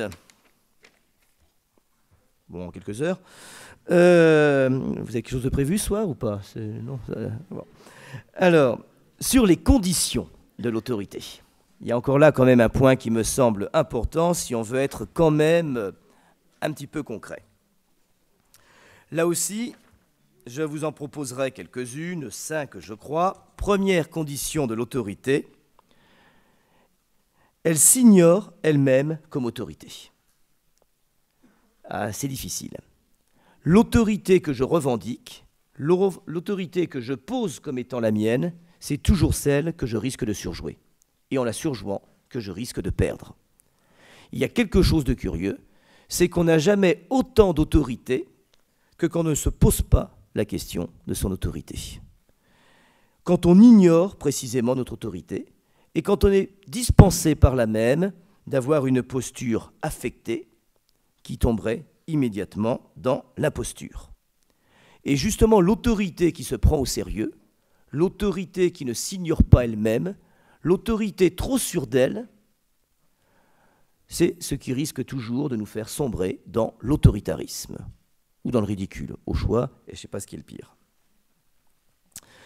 Deuxième condition de l'autorité, elle a à voir avec une certaine sagesse. On avait évoqué il y a quelques semaines cette sagesse sans laquelle il n'y a pas d'efficacité possible. Eh bien, l'autorité, elle aussi, a à voir avec une certaine sagesse reconnue. Et cette sagesse peut être aussi bien une sagesse pratique, à la phronésis des anciens, qu'une sagesse théorique, la sophia, si vous voulez. Elle peut être une sagesse pratique parce qu'elle peut être simplement de l'ordre de la compétence, du savoir-faire, de la prudence, de l'expérience. Et quand effectivement on a cela, quand on a acquis une certaine compétence qui nous donne une certaine efficacité, quand notre savoir-faire est relativement indiscuté, quand nous sommes suffisamment prudents pour prendre le temps de mesurer ou d'évaluer une situation, quand nous avons l'expérience qui nous permet peut-être de ne pas faire les mêmes erreurs, d'autres éventuellement, mais pas les mêmes au moins, eh bien je crois qu'à partir de là, eh bien, nous pouvons apparaître comme ayant une certaine autorité. Même chose si cette sagesse est une sagesse théorique. J'appelle sagesse théorique celle qui se caractérise par un certain recul, une certaine distance critique, une certaine hauteur de vue. Et celui qui a cette hauteur de vue, cette distance critique, eh bien, c'est celui dont on sera enclin à reconnaître l'autorité. Alors, bien sûr, ce que je suis en train de vous dire là, du coup, c'est que l'autorité, ce n'est pas une sorte de don naturel. On n'est pas avec l'autorité chevillée à l'âme, je ne crois pas. L'autorité, bien évidemment, c'est ce qui nous advient avec l'expérience, avec le recul, avec la compétence, avec le savoir-faire, avec la prudence, avec tout ce qu'il a fallu construire, avec tout ce qu'il a fallu acquérir. La mauvaise nouvelle, du coup, c'est que ce n'est pas une sorte de don magique. Et la bonne nouvelle, c'est que, mine de rien, ça peut se travailler, enfin de manière paradoxale, parce qu'à vouloir acquérir de l'autorité, je risque de perdre le peu d'autorité qui me restait. Bon, mais en tout cas, ça veut dire qu'au fond, si j'oublie l'autorité et que je pense vraiment à devenir plus compétent, à devenir plus efficace, à devenir plus prudent, à tirer parti de mon expérience, l'autorité viendra comme de surcroît. C'est jamais gagné d'avance, mais c'est pas perdu non plus. Alors si je vous dis ça, c'est, je crois lire dans l'esprit de certains d'entre vous qui disent « Ouais, mais enfin, l'autorité, il y a quand même l'autorité charismatique, celle-là quand même, elle se joue à un niveau qui précisément ne se travaille pas. Charis, en grec, c'est la grâce, le don, et l'autorité charismatique, ce serait donc une sorte de don quasi surnaturel et miraculeux que l'on reconnaîtrait chez certains. On voit parfois dans l'autorité la marque d'un charisme. Il est d'ailleurs assez étonnant qu'on soit là dans le vocabulaire du don divin, quasi théologique et mystique. Même là, on pourra en discuter tout à l'heure, mais j'avoue que je suis assez perplexe, j'y crois pas trop. Je vais vous raconter là aussi une anecdote par laquelle on a essayé de me convaincre que certains avaient une autorité charismatique. Et en me présentant une petite dame, assez extraordinaire d'ailleurs, dont on disait non, c'est pas possible, elle a un charisme. C'est une dame, je ne vous dis pas son nom tout de suite, si vous la connaissez, vous gardez le silence, sinon vous allez me bousiller mon effet. C'était la présidente d'ATD Quart Monde il y a quelques années, une petite bonne femme qui est décédée depuis toute petite, vraiment pleine d'énergie, déjà assez âgée. Et elle était si pleine d'énergie qu'elle allait régulièrement frapper à la porte des ministères. Et là, on ne la faisait pas attendre 10 minutes, un quart d'heure. Elle avait ses entrées, elle y allait, on l'accueillait, on l'écoutait. Elle engueulait les ministres et les ministres se laissaient engueuler par elle. Et puis donc, la personne qui ne voulait pas dire, voilà, tu te rends compte là, on est vraiment dans l'autorité charismatique. Moi, j'aurais juste répondu, mais non, enfin, cette personne s'appelait Geneviève Antoniose, qui avait bien pris soin de ne pas oublier son nom de jeune fille, qui était De Gaulle. Geneviève Antoniose de Gaulle. Or, c'est sûr que le fait de s'appeler Geneviève Antoniose de Gaulle produit des effets de croyance et de sidération qui n'auraient sans doute pas été produits si c'était appelé Arlette Chambier. Enfin, excusez-moi, il n'y a pas d'Arlette Chambier parmi vous? Ça va, parce que ça aurait été la gaffe ultime. Hein, bon. Donc non, l'autorité charismatique, à discuter, si vous voulez, dans quelques instants. Autre condition de l'autorité, là aussi je crois que c'est capital pour le côté pratique de l'affaire, elle implique le respect. Il n'y a pas d'autorité sans respect. Et le respect, en deux sens, qui sont ces deux sens les plus courants. Je crois qu'il y a parfois quelque chose de tout bête qu'on oublie de faire quand on essaie de penser de respect, c'est de penser à partir d'une expérience, d'une expression, toute simple. Tenir quelqu'un au respect. Tenir quelqu'un au respect, c'est le tenir à bonne distance. Mais je crois que c'est ça, le respect. La vertu de la bonne distance, ni trop près, ni trop loin. Trop loin, c'est de l'indifférence. Trop près, c'est de la confusion. Respecter ses élèves, respecter ses enfants, et bien sûr qu'on doit seulement aussi le respect à ses enfants, pas seulement de l'amour, eh bien, c'est n'être pas trop près d'eux, ni trop loin d'eux. Trouver la juste distance qui permet à chacun d'être à sa place autant que possible. Et je crois que sans cette juste distance, il n'y a pas d'autorité possible. Cette juste distance qui permet à chacun d'être à sa place et de se tenir à sa place. Et puis respect dans un sens plus technique, plus philosophiquement élaboré, si vous voulez. Le respect, au sens propre, tel qu'il a été élaboré par exemple par Kant, c'est la reconnaissance de l'inaliénable dignité de ceux à qui on s'adresse.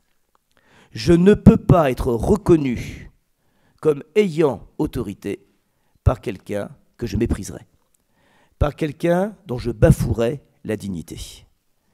Et donc les conditions d'exercice de l'autorité, c'est toujours le respect scrupuleux de celui à qui on s'adresse, avec qui, éventuellement, on agit. Dernière condition de l'autorité avant que je conclue, elle implique, me semble-t-il, la mise entre parenthèses des hiérarchies instituées.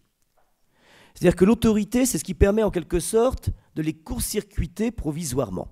Les hiérarchies instituées, c'est ce que Pascal, dans un texte extraordinaire qui s'appelle « 3 discours sur la condition des grands », en fait ça fait 3 textes, ça ne fait pas un seul, appelait les grandeurs d'établissement. C'est-à-dire des grandeurs qui sont socialement établies, mais qui ne doivent rien aux vertus, aux qualités particulières de ceux à qui on reconnaît ces grandeurs. Par exemple, Pascal disait que être duc, c'est une grandeur d'établissement, c'est une grandeur sociale. C'est pas parce qu'on est duc qu'on n'est pas un crétin moyen. Bon, puis c'est pas parce qu'on est un crétin moyen qu'on n'est pas duc. Bon, ça n'a rien à voir. Bon, donc, je disais que la condition de l'autorité, c'est qu'elle implique une mise entre parenthèses des grandeurs d'établissement, des hiérarchies instituées, c'est-à-dire qu'elle ouvre une brèche dans le jeu des hiérarchies formelles. Celui qui a autorité n'est pas celui qui conteste le pouvoir, c'est pas celui qui va contester le rôle d'un ministre, c'est pas celui qui va contester la légitimité de son chef, mais c'est celui qui, parce qu'il a autorité, bouscule un peu les hiérarchies et qui peut être éventuellement entendu bien au-delà de sa fonction formelle. Il y a, dans certaines entreprises, dans certaines écoles, dans certaines administrations, dans certains clubs, dans certaines associations, des individus qui n'ont pas de fonction officielle particulièrement élevée et qu'on écoute pourtant quand ils parlent, auxquels on est attentif quand ils agissent, sans que l'attention que l'on a pour eux, sans que l'écoute qu'on leur accorde soit à la mesure du pouvoir officiel qui est le leur. Et ça, c'est absolument indispensable dans une société. Ça veut dire qu'au fond, ça donne du jeu aux hiérarchies instituées. Ça permet de ne pas les scléroser, ça permet de ne pas les rigidifier, ça fait circuler du sens, ça fait circuler de l'énergie, ça fait circuler une dynamique qui rend possible une relativisation des rapports de domination et justement de ces jeux qu'on appelle parfois des jeux entre supérieurs et inférieurs. Je vais donc conclure, et je voudrais peut-être conclure, puisque c'est un petit peu ça aussi qu'on attend de moi dans cette maison, essayons d'appliquer un petit peu ça au monde de l'entreprise. Le monde de l'entreprise, mais quand je dis le monde de l'entreprise, c'est aussi le monde de l'éducation nationale. Hein. Moi, plus je fréquente les deux, plus je me rends compte qu'ils fonctionnent vraiment selon les mêmes schémas, avec les mêmes grandeurs, les mêmes faiblesses, les mêmes fragilités, souvent les mêmes méthodes. Bon. Le monde de l'entreprise est souvent celui des hiérarchies un peu formelles. Et ces hiérarchies formelles, voilà, il y a des chefs, il y a des cadres supérieurs, bon, très bien, sont nécessaires, bien évidemment. Et en même temps, on sait tous qu'elles sont insuffisantes. Formaliser autant que vous voulez une hiérarchie dans une entreprise, dans une grande administration, ça ne suffira jamais à assurer son bon fonctionnement.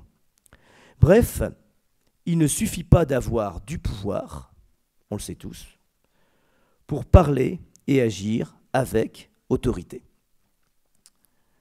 Mais en même temps, si le monde de l'entreprise est toujours, et je crois indépassablement, le monde des hiérarchies formelles, on ne peut pas passer outre, il en faut, bien évidemment. Et bien, la bonne nouvelle, c'est qu'il n'est pas condamné à être le lieu des hiérarchies oppressives. Absolument pas. Justement, une hiérarchie n'est pas oppressive quand l'autorité lui donne du jeu.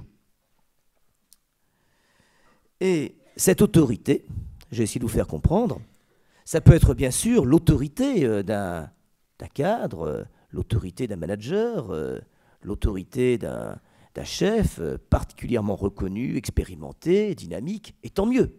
Quand on a à la fois le pouvoir et l'autorité, ben c'est sûr qu'on est, pour une entreprise, une société, un club, une association, une administration, quelqu'un de tout à fait précieux.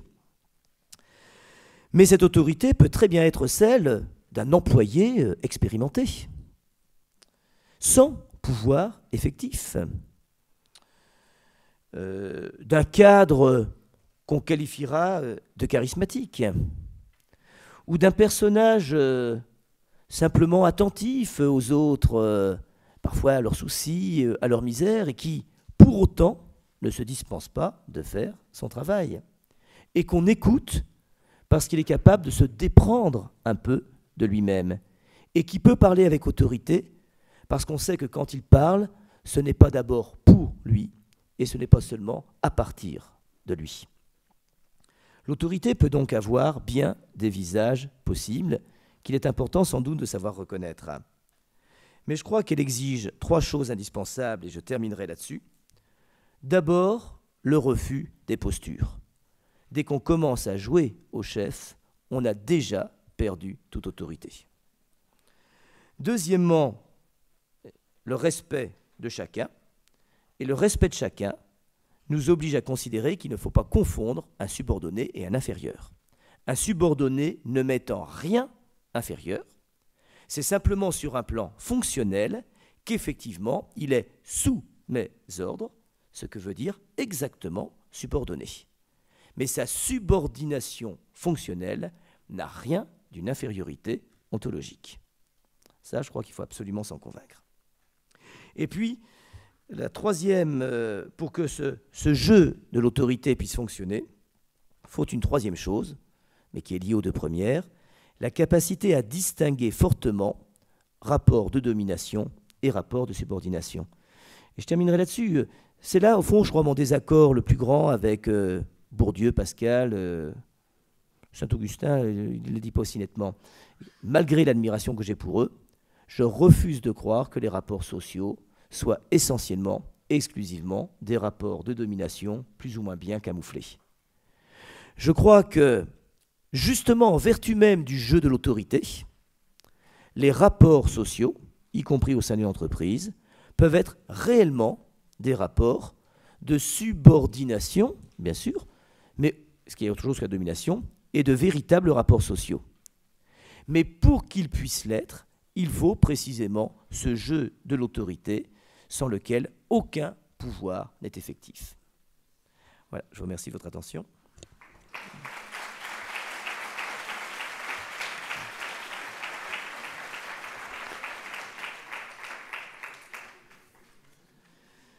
Et donc, comme d'habitude, mais avec un peu moins de temps, nous avons... Ah voilà, merci. Un petit quart d'heure pour nous entretenir ensemble. Donc je rappelle à ceux qui viendraient pour la première fois la règle du jeu, s'entretenir ensemble, c'est pas seulement poser des questions. Hein. Vous pouvez très bien avoir le désir de dire quelque chose, de contester une perspective, de demander un éclaircissement, ou simplement de parler de votre propre lieu en toute simplicité. Donc la parole est à vous. Bonsoir. Effectivement, vous concluez en parlant des trois aspects, refus des postures, respect de chacun et capacité à distinguer les rapports de domination, de subordination. Vous n'évoquez pas le fait aussi d'accepter de laisser la place à sa propre autorité. Parce qu'il me semble que parfois, on ne s'autorise pas non plus sa propre autorité. On y renonce.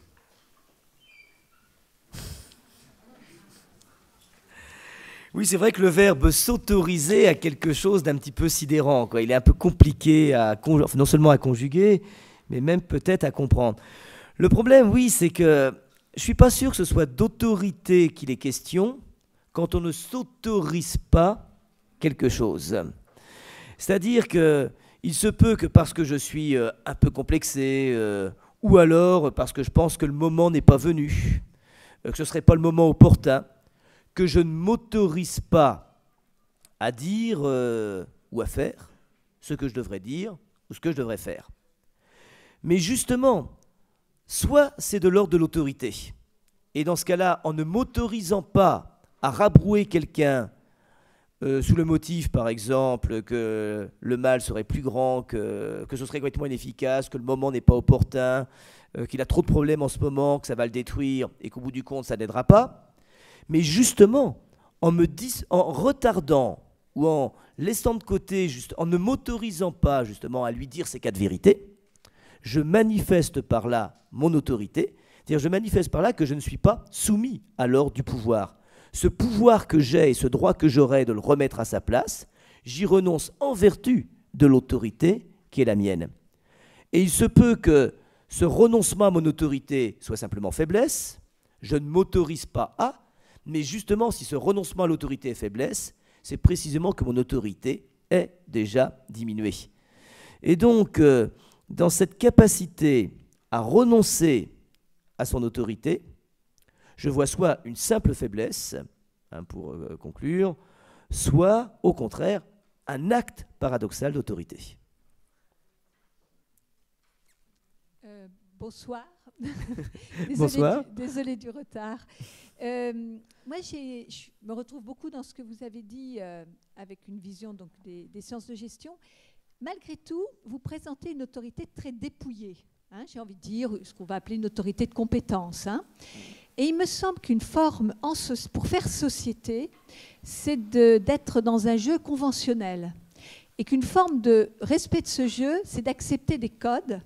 Et les codes de l'autorité vont avec, vous avez parlé peut-être de la façon dont on théâtralise, la façon dont on s'habille. Et j'y vois aussi une forme de respect et de facilitation de ce jeu, pas seulement un rapport de domination. Voilà. Et la deuxième question, je me posais la question en vous écoutant, est-ce que l'autorité a un sexe? Parce que c'est une vraie question pour les femmes qui, pour faire preuve d'autorité, doivent toujours être dans une démonstration de cette autorité qui viendrait de façon plus naturelle, nous dit-on. Alors, est-ce que c'est culturel, est-ce que c'est inné chez les jeunes garçons, puis les hommes? Donc, la convention et le sexe. Bon, je vais essayer de tenir 13 minutes sur la première question, ce qui me permettra de ne pas répondre à la deuxième. Bien. Oui, je reconnais tout à fait que le concept d'autorité tel que je l'ai construit, vous dites qu'il est dépouillé, il a, c'est vrai, un côté un peu abstrait, un peu formalisé, un peu épuré, justement de manière à pouvoir ensuite être adapté dans les circonstances les plus larges et les plus variées possibles. Il est bien évident que quand l'autorité n'est plus un simple concept autour duquel on discute sympathiquement, mais qu'elle devient l'autorité en acte, l'autorité réelle, l'autorité concrète, elle s'inscrit toujours dans un contexte social particulier, Et ce contexte social particulier, il est toujours marqué, comme vous l'avez dit Isabelle, bien sûr, par des codes, par des signes, par des conventions, je crois que les termes étaient tout à fait exacts, qui peuvent bien évidemment parfois nous sembler arbitraires. Je prends un exemple très simple pour ceux qui ont besoin que je rattache à quelque chose de concret. Des élèves qui se lèvent quand le proviseur rentre dans une salle de cours. Et je me souviens qu'une fois, le proviseur rentre dans ma salle de cours, les élèves ne se lèvent pas, je me lève, je leur fais signe de se lever, bon, quand même, ça va, j'ai peut-être assez d'autorité pour qu'à ce moment-là, ils se lèvent, bon, très bien, tout se passe bien. Le proviseur s'en va, puis je leur passe un petit savon, je dis, mais enfin, c'est pas normal que j'ai dû vous le demander, Et l'un me répond, enfin, monsieur, pas vous, c'est très conventionnel, ça, c'est formel, on n'a pas besoin de ça pour signaler notre respect des règles. Et bien justement, je tiens que j'ai répondu, bah si, peut-être, justement parce que ça mange pas de pain, justement parce que c'est pas grave, justement parce que ça coûte rien, justement parce que c'est pas humiliant et parce que c'est pas infamant, et justement parce que il aurait fait ce qu'il a fait de toute façon, il vous aurait fait rasseoir très très vite. Et justement, quand des codes, des règles, des petites conventions coûtent si peu, eh bien, au minimum, ce n'est pas la peine de prendre le risque, au nom d'une conception un petit peu formelle et abstraite du respect, de se dispenser des signes du respect. On ne gagne pas en respect quand on prétend se dispenser. Mais tu sais bien que je te respecte. Bon, si tu m'en donnes les signes, après tout, c'est bien aussi. Et je crois que précisément, quant au respect réel, s'ajoutent les signes du respect. Et là, parfois, j'ai du mal à croire qu'un respect peut être réel sans les signes qui le manifestent, d'ailleurs. Eh bien, je crois qu'on met à mal les jeux qui permettent justement à l'autorité de fonctionner. Et oui, je crois vraiment que l'autorité concrète, effective, incarnée dans une société, a besoin, oui, je suis vraiment complètement d'accord avec vous, de codes et de conventions. Et ce serait même dommage de s'en priver quand ils coûtent aussi peu cher.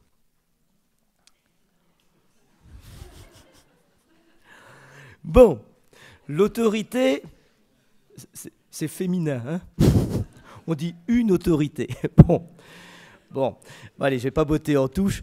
Oui, non, je suis persuadé, bien sûr, que l'autorité n'a pas de sexe, même si, bien évidemment, les apparences peuvent parfois être contraires. On sait bien qu'il y a des conditions sociales qui sont négatrices d'une autorité qui pourrait être une autorité féminine.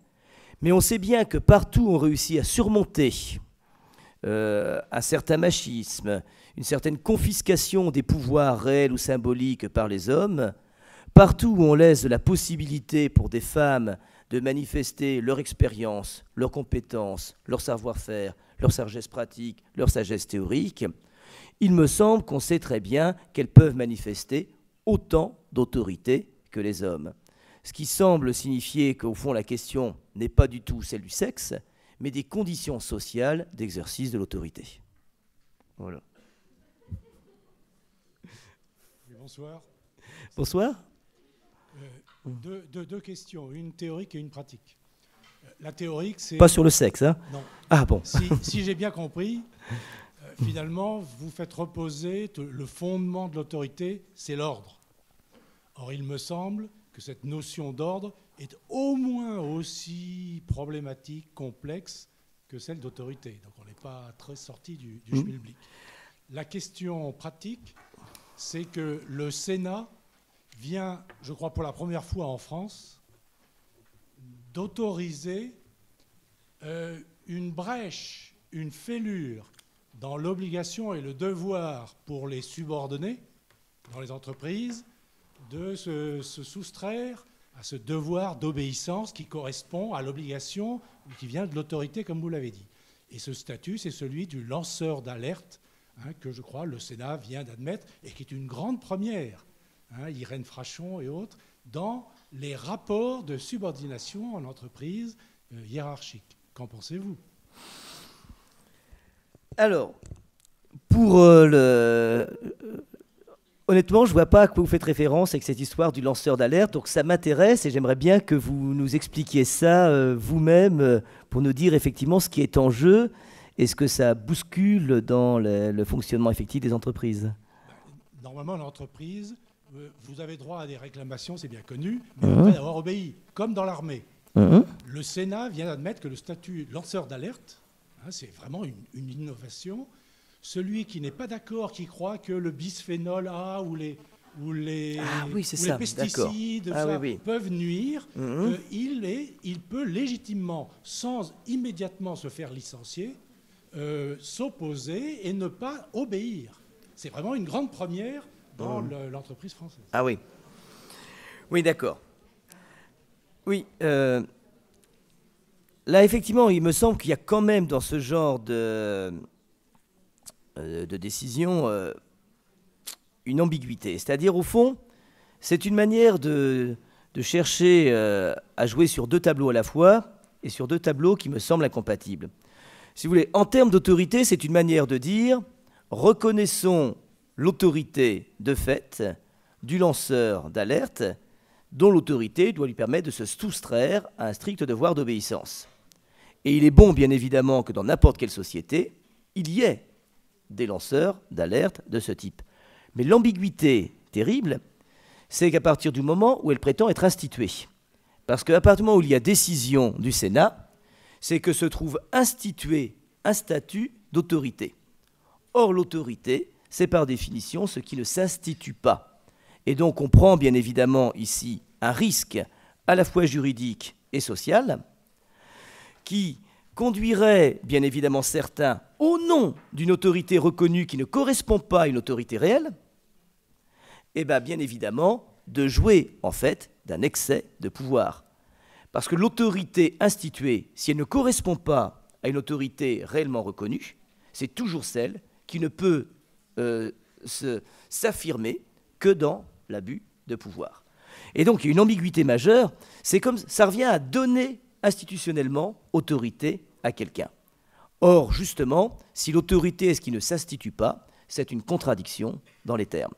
Donc il y a là quelque chose qui, sur le plan, disons, à la fois logique et métaphysique, me semble assez pernicieux et assez douteux, en tout cas. Pour la question de l'ordre, oui, c'est au moins aussi compliqué que la question de l'autorité.